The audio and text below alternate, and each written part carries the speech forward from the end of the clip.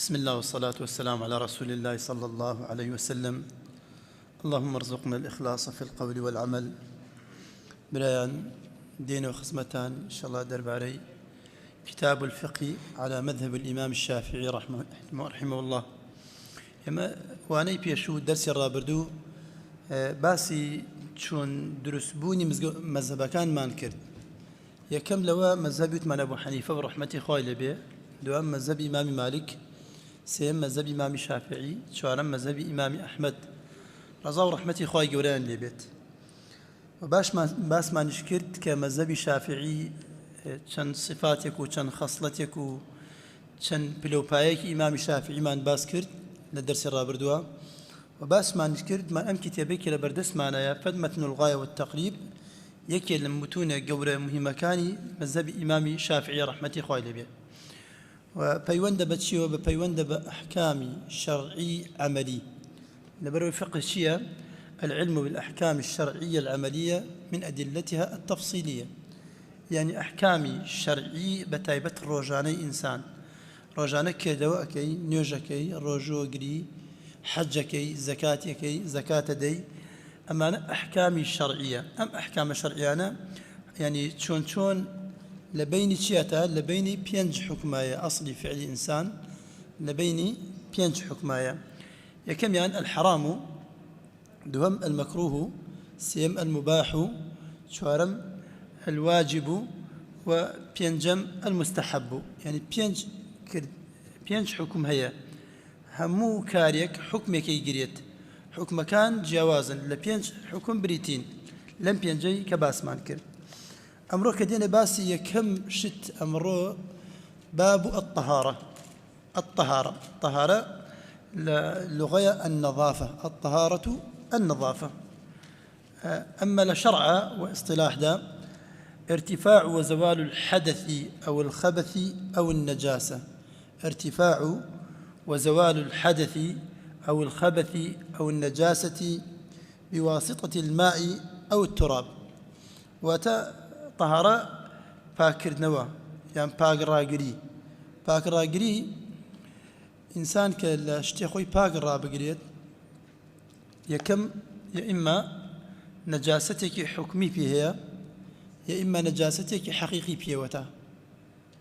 وأمجا يا إما إزالة رفع الحدث فيها وتريد وإما إزالة النجاسة. يعني يكم دوجر نجاسة من هي برجين قايم بلا رؤية نجاسة وتا بي سي فلانك صلى لشن بيسبو لشي بيسبو خويش بي سي يعني نهاتوا أما نجاسة حكمي بيوتريت فلانك كسل بينيوجياتا من نجاسة حكمي بيوتريت يان برجين قايم بلا روتان نجاستك حقيقي وكو ميز إنسان بي ميز آجلكي ديك بيت يان بيسيكي كبرجان إنسان بكيوت أما بيوستا باكي كاتوا وسائل باكرنوا دو وسيلة من هي وسائل باكرنوا وسائل طهاري بي أوتريت الماء والتراب أمدشت الماء والتراب. الماء لإزالة النجاسات الحقيقية والحكمية يعني ماء أو بو باكرنوي حقيقي وحكمي بكاردين ريت. بلام التراب وكباب التيمم لكات التيمم بكاري ديني يعني إذا ولغ الكلب في إناء أحدكم فيغسلهن أولاهن بالتراب أو إحداهن بالتراب. يعني واتا أجر برجين قائم للروتان بيه الصق اللي كربنا جامي كسيكتانا أبي يكل جاركاني بشي باق بكرتوا بخول بأو حوت جارة ششي بأوا تانيكي بخولة واتا باكردنا طهارة دو سبب رئيسية يكي آوا دومي شيء خولة. يعني إنسانة تواني بمدشتا إزالة النجاسة أو رفع الحدث يعني شيء كسيك دزنيو جينية كتيممكات ونجاسة بيونية لايبات. أما بتيمم يرفع الحدث حدث لعبة أو قدغ كراوي كالسري كراو نيوجي لسري قدغ كردوا كبهو يدزنيو جينية بخول شيء بيت لسري لعبريت. أم جدين بابي باسي طهارة يكمشت وثمان يكمشتي سركي كإنسان طهاري بيبكاتشيا الماء وثمان وانيا أمجا كتابك فرميت أنواع المياه، يعني المياه جمع ماء. خوي الماء اسم جنس الأصل يعني تاكينية، يعني سما كاتي علين كتب، كاتي علين كتب مفرد كتب كتابة، بس كاتي علين ماء اسم جنسة مفرد نية. أنواع المياه أما جمع اسم الجنسة. أما الأزمان العربية إن شاء الله وليقرن لمستقبلا. المياه التي يجوز التطهر بها أو التطهير بها 7 أو أواني كإنسان توانيه خوي بي باكاتوا يان دزنيوجي بي البقريت يان أو تا غسني بي دربكات أم أوانا حوت جورن أبي أما حوت جورن وكوتشي أما بيوتريه من حيث المصدر أم تقسيمة أم دابش كردنا من حيث مصدر الماء. من حيث مصدر الماء فهي 7 وإلى تقسيمات ديكاهية بينما التقسيمات معنى الماء ملح وعذب أو من ناحية الطعم للروي تامة عذب معناها آيو 20 معناها وآيو شور معناها. أما تشي تقسيمك من حيث الطعم ألير أم باسم حوت آوكا ليرا أما من حيث المصدر يعني مصدري آوكا سرشاوي آوكا لكواتوا. المياه التي يجوز التطهير بها 7 مياه. ماء السماء، ماء السماء الله آيو آسمان طبعا ما أزانين أو الآسمان وديت يا أما بارانا يا أما بفرة يا أما تزريع ونيا بلام ليروتي ماء السماء كوتي ماء السماء يراد به ماء المطر شونك لدواء وجا خوي باي آيو بفرو آيو ترزيان تزري جاك دوتو. ماء السماء يعني أم آية كذا قردو خواجر وينزل عليكم من السماء ماء ليطهركم به وينزل عليكم من السماء ماء ليطهركم به.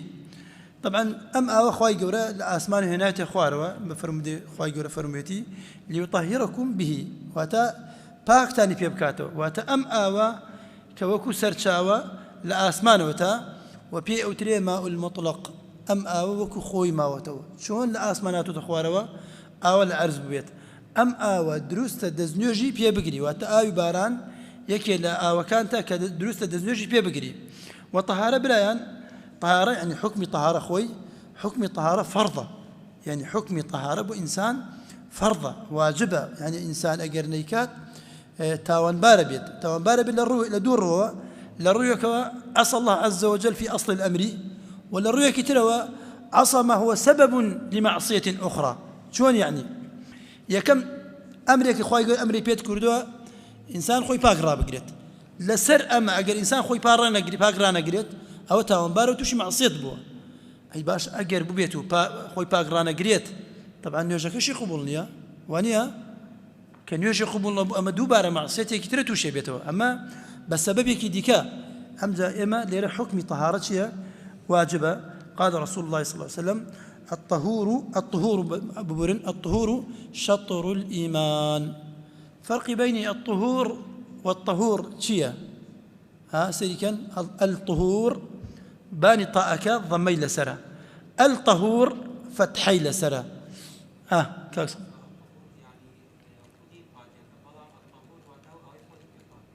بارك الله يعني أوي يكم تشيا أحسنت بارك الله. الطهور بالضمة الفعل فعل الشيء الطهور يعني الطهور شون لين خوشوردن دزنيوش قردن أم كردو خوي بيوتريتي الطهور بالضمة. والطهور الآلة آلتك أو آلتك كبينكي جروايا بآوكا كيدين آوكا بيوتري الطهور جاروايا أو شتيك آوكيت يدايا بيوتري الطهور فأتى بطهور قصدي شيء طهور لنا أو قابية أو جاميك آوكيت يدايا وأتى كم عند سر الفعل كردوكا دزنيوجك بيوتري الطهور بالضمة والطهور بالفتحة لسر آلتك وسيلتك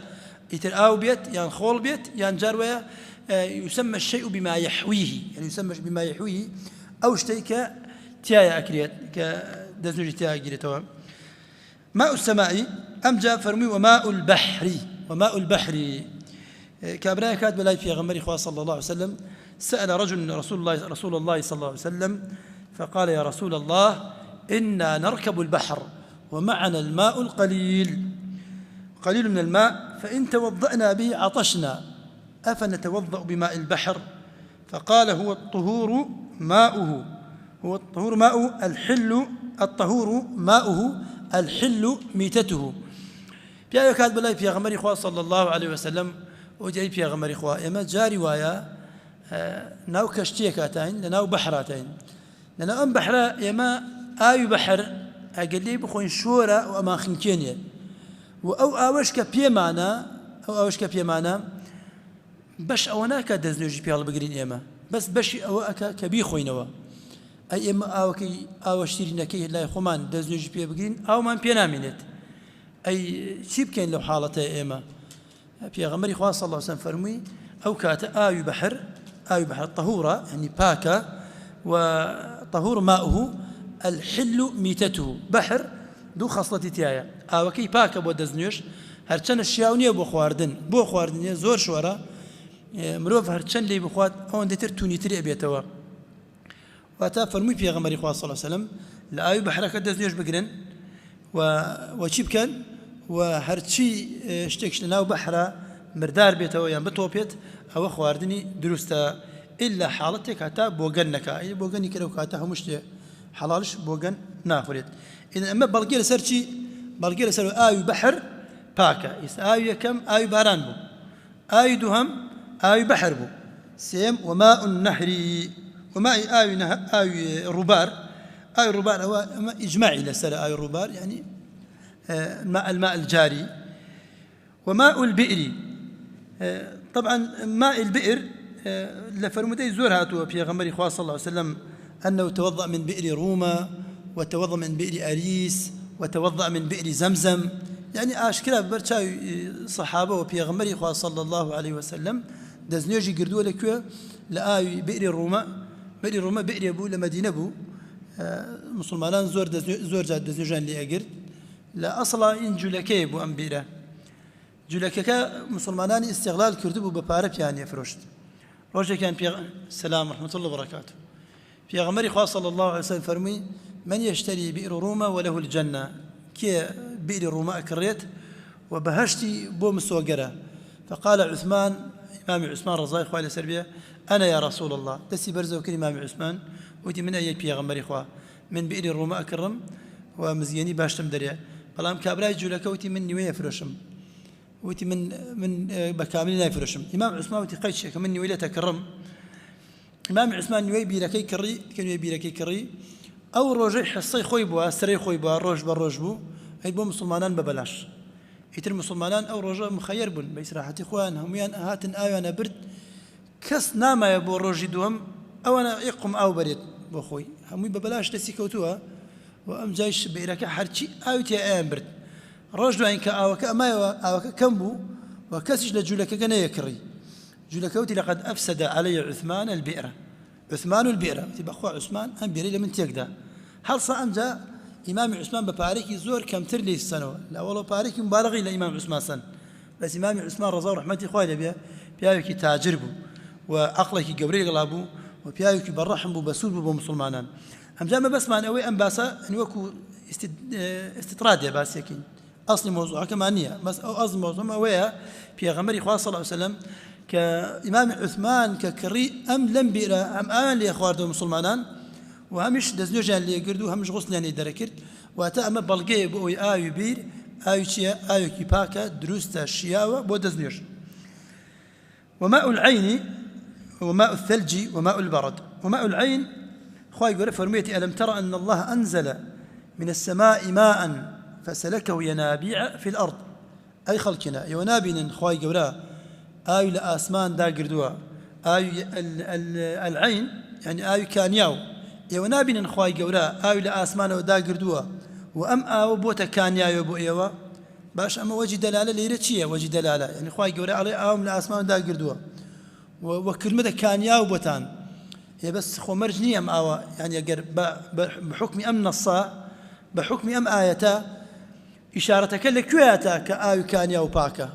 يعني إشارتك لكوياتا خو نوتيتي آوكا باكا نوتيتي إيوا أمري بيتان كو بكاري بينن الله بيتان يفرموا أم آوكا خواي قول داي قردوا ألم ترى أن الله أنزل من السماء ماء فسلكه ينابيع في الأرض ينابين خواي قول آوكا داي قردوا وكندا كانيا لسر أرز أهل العلم الله أن الله عز وجل ذكر هذا الأمر من باب الامتنان يعني خواي قولا كباسي كرد ذكره من باب المنة على البشر أي شون خواي قولا اشتكى كات منت بو بشر أي كات منت بسريا أجر أم أوشيا ونبي بو باكر نوي إنسان يعني أكري خواي قولا بآيوكي دول الرؤيو بو جن بلت وبنا بخواي قولا بلت أوني وأوم بيتان دا يعني أكري لعرف خلقه كسيك جامي كي آيو بيس البلاد دسوا برشين خايم للروتان بيت ومنت بكا بسرتانا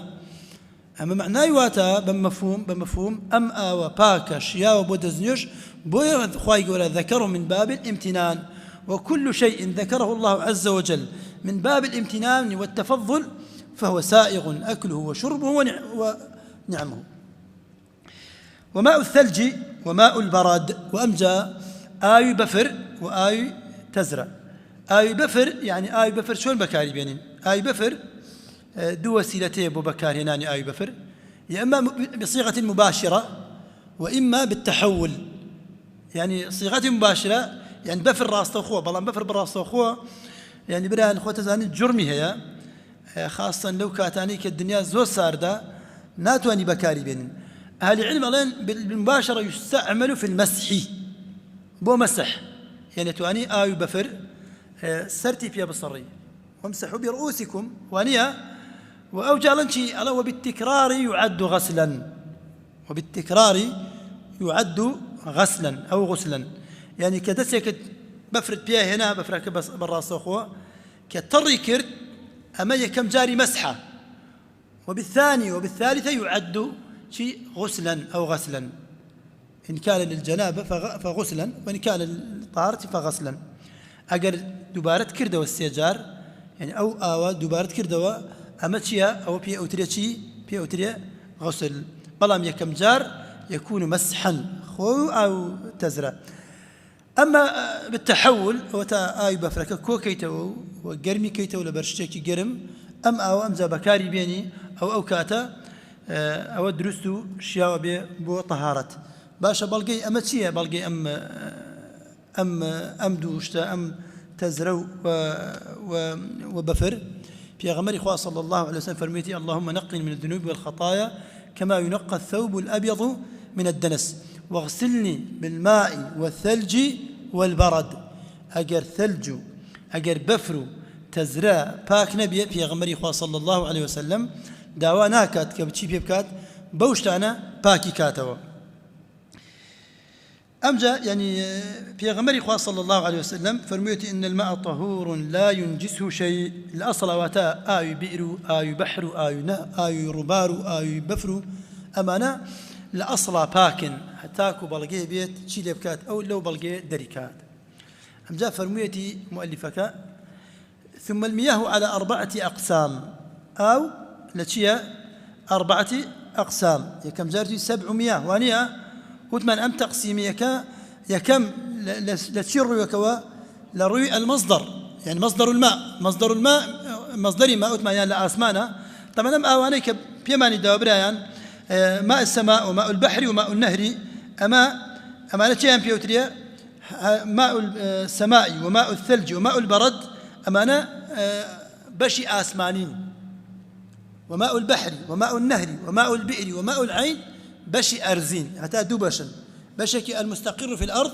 والثاني النازل من السماء فالنازل من السماء ماء الثلج وماء البرد وماء المطر والمستقر في الأرض هو ماء البحر وماء النهر وماء العين وماء البئر شواري مستقر الأرزة والثاني لا تشيوتا لا أسمانوتا أما وكو أصلي شي وكو أصلي مصدري آوك أمجد باب تقسيمك ديكا على ثم المياه على 4 أقسام شوار جورا أما من أمجد من شي من جهة الاستعمال والحكم الشرعي أولا من جهة شي لجهة شي مصدر سرشاوي آوك أما من جهة شي من جهة الاستعمال وحكمه الشرعي، يعني أم بكاريناني أم آوى حكم الشرعي أم جرى آونا بكاريناني. طاهر مطهر مكروه يكم طاهر مطهر مكروه استعماله، عفوا غير مكروه استعماله. يكم طاهر مطهر، طاهر لخودي خويا طاهر في أي بمعنى طاهر في ذاته، يعني لخودي خويا طاهرة في ذاته، ومطهر لغيره أم ولا خودي خويا باكا ولا همان كاتشا شتي بيا باكا كريتوا. أما شي بيا وتريا الماء المطلق، الماء الذي لم يتغير ولم يحدث عليه شيء. أم شي بيا وتريا الماء أما المطلق طاهر ومطهر غير مكروه، يعني مكروه نية خوي أم قيدا غير مكروه استعماله، يعني قيدك توضيحية الأصل أجر نبيتش أكرية كود الطاهر المطهر يتر معلوم أنه غير مكروه. أم جاء فرميتي وطاهر مطهر مكروه استعماله. يكم طاهر مطهر باكيا كاتوا آيوك لخودي خويا آيوك لخودي خويا باكا وباكا رويشا بلامتيا السر المذهبي إمام الشافعي رحمة الله به ما أقدر بين أما مسألة إن باس أما مسائلكين أجر جار بجار وثمان فلانة مذهب يعني فلانة قول عالمي كيديكا أو جاء وإلا أصل هرشي مانوت لسر أما مذهب إمام الشافعية لسر مذهب إمام الشافعي على الماء المشمس، وهو الماء المشمس ماء مشمس شيا يعني آيوك عليه لخودي خويا باكا وباكا رويشة الآن مكروه شيء لحكم شرعي مكروه حكم الشرعي خواه يقول قد غير يكردوا النهي اللي يكردوا يا إما بنص مباشر أو بغير مباشر. ملام لهمان كات إنسان أجر أنجام شداء طوانبار نابت ملام يلام على ذلك اللو ما يأكل السر أو إيشا. الماء المشمس أو آويا كلبر خوردان راوا تاكو قرم بوا أو آوش شن مرجكي يكم أو قابي كدان راوتيايا أو لو جورا قابة بيت كمعدنيك كتوكا قريتوا يان لزمان يخوان تفاعل كيميائي دروسك لبين آوكو يان الرنگ أداتوا يان لبرقر ميك الرنگ أداتوا آوا. أما لمذهب إمام الشافعي رحمة الله به أما عليه مكروها على بو مكروها. قال الشافعي رحمه الله أمنا ومتنكي إيواني للدرو هنا معنا ولا أكره الماء المشمس إلا من جهة الطب لكراهة عمر رضي الله عنه لذلك فإنه قال إنه يورث البراص. إمام الشافعي رحمة الله به على أم آوي لبر خور دانرا ولا قابيك معدنيك يان نحاسة يان استيلا يان فافونا كرن أداته تيك الله بيلقى آوكيا على أم آوى مكروه استعماله مكروه بكاري بيني بوتي على أما نخوشي برص دروسكات نخوشي دروسكات. أم فرمودي كالإمام عمر وقراوتوا كإمام عمر فرمويتي توشي برصك برص واتا قري بيست. أم فرمودي لا وازبرا يعني كفرمودك لا وازبو يعني حكم شرعك كم أكاتوا. وإمام النووي رحمة خويل بيت من كبار محققي المذهب الشافعي يكل قوري مذهب إمام الشافعي رحمة خويل بيت محدثة ومحقق شان مذهب إمام الشافعي على لا كراهة فيه على كراهة نية. أمجش طب حديث وأمشت يعني إثباتي نكردوا يعني إمام الشافعي رحمة خويل بيت كأوسر دموتي من جهة الطب يعني بنى على أصلين، بنى على تجربة الأطباء وبنى على قول لعمر رضي الله عنه. فقول عمر ضعيف فسقط بالاستدلال يعني أو قول إمام عمر هنا وتوا ما دام لا وزا بكارنا هنا. ومن جهة الطب لم يكن الناس متفقون على ذلك يعني أهل الطب متفق نبول لسر أويك أما فعلا نخوشي دروستكات. والحاصل يعني مذهب إمام الشافعي رحمة خويل بن خودي خوان شاء متفق نين لسر أوي آيوك لبر خور بيت ولا تنكبي يعني استيلابي الاشتكوا بيت كتي دروستكات كمكروه يا نخوشي دروستكات. وإلا أمسر دمي ما بين خوتان هرشي تنكي سربان مان هي لا استيلو لا تنكيه ولا قرميشة احتمال هن الرنج بداتوا أجر بو مذهب إمام الشافعي برحمة خويل بيت أبي زوربي دزنجا كان من دروس نبيت أما والله أعلم.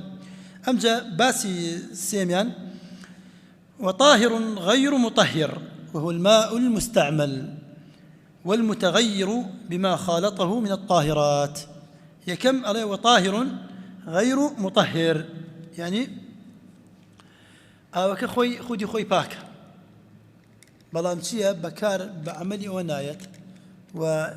پاک یعنی دروست نییە ڕەوا نییە ئینسان بۆ دەستنوێژ یان بۆ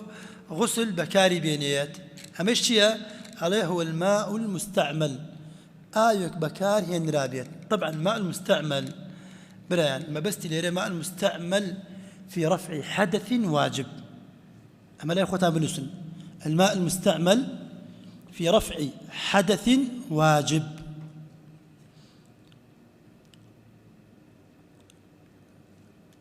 الماء المستعمل في رفع حدث واجب يعني شيء يعني إنسان أجرم أو إلا بكارك واجب بكاري بينت بونمنا دزنيش سيجار وانيا جارية كم شيء فرضة دوهم سيم سنته وتأم آويك لا إمام الشافعي رحمة الله عليه كدروسني وشياوني بو دزنيش أو آويك يكم جار بكاري ديني وأبي بتشي وأبي لبدني شابكاري هنرابيت آيك بي لبدنا بكاري هنرابيت أم آوا أقربو بيتو كسيك آيك لدزنيش تذكرنويك هنا بلام دزنيش يعني دزنيش هبو خوي دزنيش هبو بلام شيكت رجت حودي حزة كم دزنيش تذكرمو أم آوي كدزنيش بيتذكرتوا أما الشياو بو دزنيش قردن بلام أوي كبويا كم جاري كدزنيش نيا يعني توشي حدث بوا أول سر مذهب إمام الشافعي أجر بكاري بهنيت أو تشيا أو دروسنيا وروانيا دزنيجكي بطالة بلام أمش يعني بيوسي يعني ببلغي راستيكي بلغكي إمام الشافعي رحمته خواليه بلم بابا تشيا ألا لا يغتسل أحدكم في الماء الدائم وهو جنب. إنسان لآيكي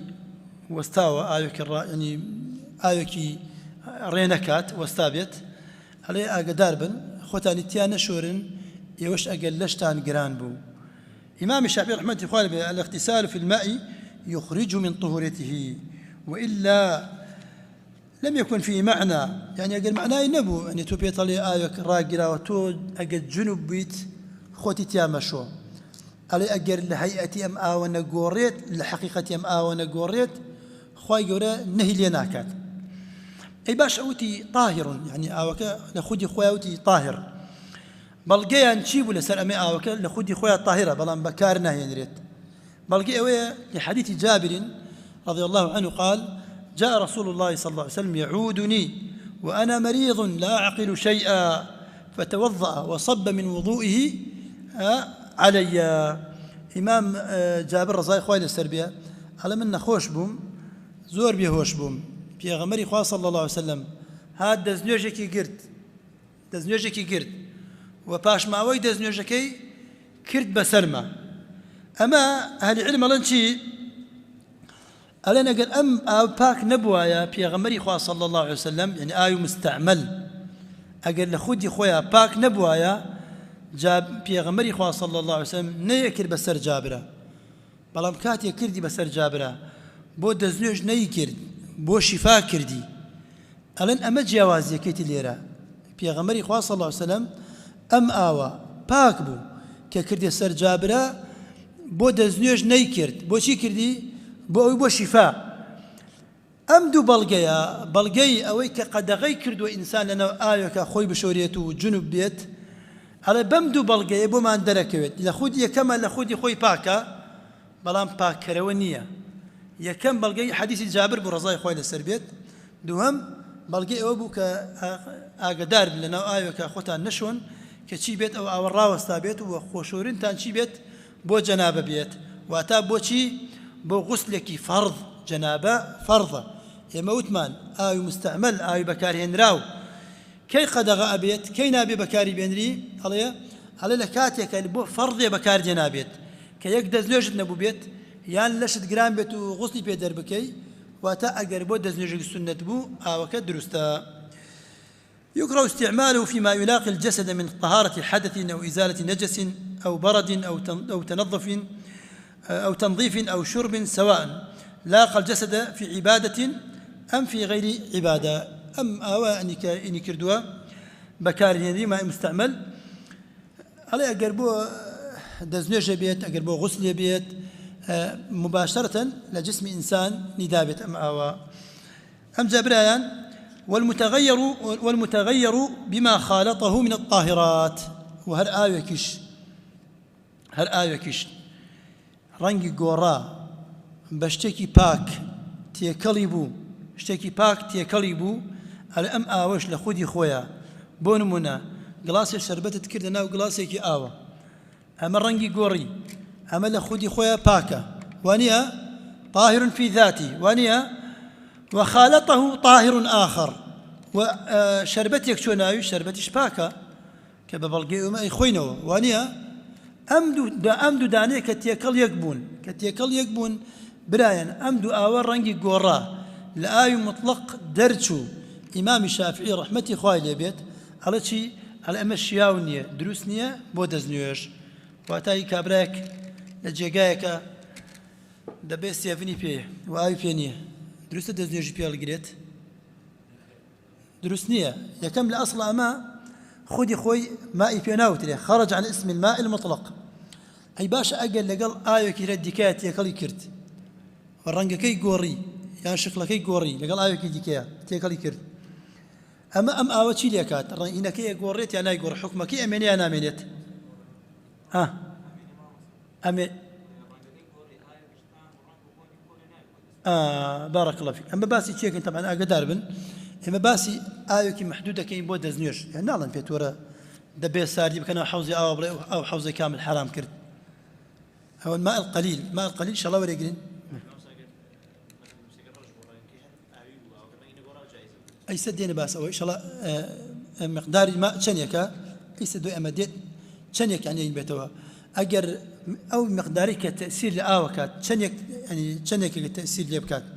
لا اسم ماء دريكات. أي إذا كان الماء قلتين طبعا أجر قلتين بيا قلتين إن شاء الله باسيكين أو كاري قرينا بيا بلام أم آوي غالبا أم آوي أجر يكي طاهر ما نقلات بكاري هنا لقلا بكاري هنا والرنجي آوي كي قوري بحر دكان شباك بن شياونية بودزنيوش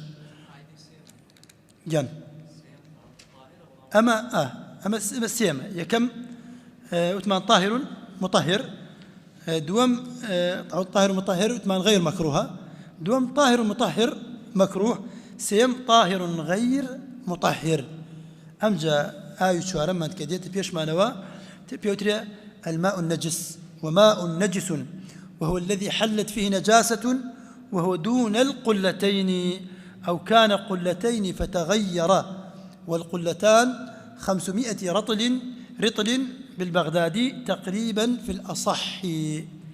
برأن دائما كاتيك كلمة الأصحتان بيست أجر لناو مذهب ناو خدي مذهبك يا لسر قول راجح. كلمة الصح يقابل الصحيحة يعني الأصح يقابل الصحيحة. أما من أفعل التفضيل بيوتريت يعني صحيح ما هي راس ما هي والراس تر ما هي. أما باسي شيء كليرة باسي مقدار قلاكات بلام الماء النجس ما آي برجين قائم لروتان بآي قلاو. ما الفرق بين النجس والمتنجس؟ يعني أبيستينيما متنجس ونجس فرق كان شيء فرق جن بارك الله أحسن الله إليك. إسا أم قلما لخودي خويا شيء باكا قلم أجري كسيك بيسيب كاتا سريا أما شيء بيوتري متنجس لخودي خويا نجسنية. النجس نجس في ذاته والمتنجس وقع عليه نجاسة من غيره. واتا أم قلما لخودي خويا باكا قلم شي بيني كاتوا أجر هي بشتكي تر بيس بوبيت أجر بيس بوبو بيوتر متنجس بلام برجيني قائم للرؤية ميزي أجل بي ميزي إنسان بيت ميزي مروف بيت لخودي خويا يعني بيسي إنسان لخودي خويا نجاسة كي لخودي خوياتا يعني ولغ الكلب أمانا لخودي خويا بيسو قلاون. وماء نجس هو الذي حلت فيه نجاسة، يعني أصلا أم أو باك بوا، لكن حلت فيه نجاسة، يعني وقعت فيه نجاسة، وهو دون القلتين. دون القلتين الله شنيك دون القلتين على 500 رطل بالبغدادي تقريبا. الأخوار بيمان يتوى 216 لتر تقريبا. برميلي نوتي برميلي نوت أجر ببيت آوك بقدر برميلي نوتك بيت مقدار آوك بقدر برميلك النوت بيت أم برميلا كأونا آوتي دايا هر بيسيك كوتناو آوكا أم آوى الراس أخوة شي لديت بيسا بيت طبعا دون القلتين أنا بيلا برميلي كم تربيت أجر أونا كم ترجس ببيت تقريبا أجر خوشي شفاء. أما مسألة التقريب والتحديد يعني لا فقهاء دائما زوج كودي تقريبا يعني واتأجر كم تري زياتر جبت أجري احتياط وربقيله بلا مودي تحديدا يعني نابي زياتر ونابي كم تر كوت من دخول الصلاة تحديد كراوة دوانزو دقيقة نابي دوانزو بانك بدي ونابي دوانزو يجبكي أما تحديدا بلا تقريب أم أويك باس ما كنيسة يعني ما دوسو شانزة لترا أجر أمنا بيسي كوتنا أو شيء بيوتري نجس بلام أجل وزور تربو أجل وزور تربو بلقي أم هنا برايان بلقي أم إنشيا بلقي أم قولا لقول صلى الله عليه وسلم إذا كان الماء قلتين لم يحمل الخباث أجر أو دو قلة بقلة زين شبنا قلة خوي الأصل وكم منزلك جورة وايا منزلك جورة وايا بيعود قلال هجر قبيليك بون بكارين هنا دو قلة يعني دو منجل جورة أبو. إذا كان الماء قلتين يعني أجر بقدر دو منجل جورة بيت أم دو منجلا مجموعا 216 لتر يكر 216 لتر أجر أم مقداره أجر بيسي كوتناوي أو يتر بكار نابي بكاري بهني نبو دزنيوش نبو خواردن نبو غسل أم أوشيا نجس يعني أجر كسيكيش بكاري بهنيت أو دزنجتيا أو دزنجة بران بطالة حسابنيا بلقى إذا كان الماء قلتين لم يحمل الخبث. أما لأصول الفقه إن شاء الله وليقرن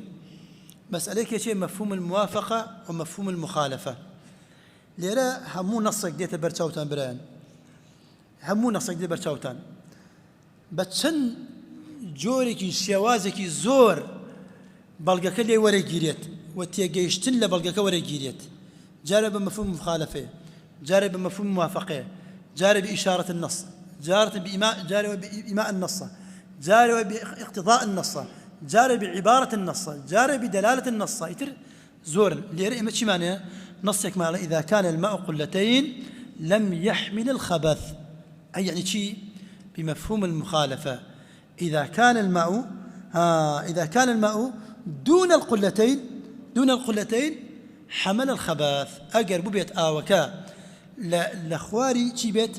أو 216 لتر بيت وبيسيك برجين قائم الرتامي بكيو تناوي أم أو بوغانا بيت والشياو نابيت بوشي بو دزنيوج. أقول ما سمعتم واستغفر الله لي ولكم فاستغفروه الغفور الرحيم. إن شاء الله نابرك وأقرأنا سردر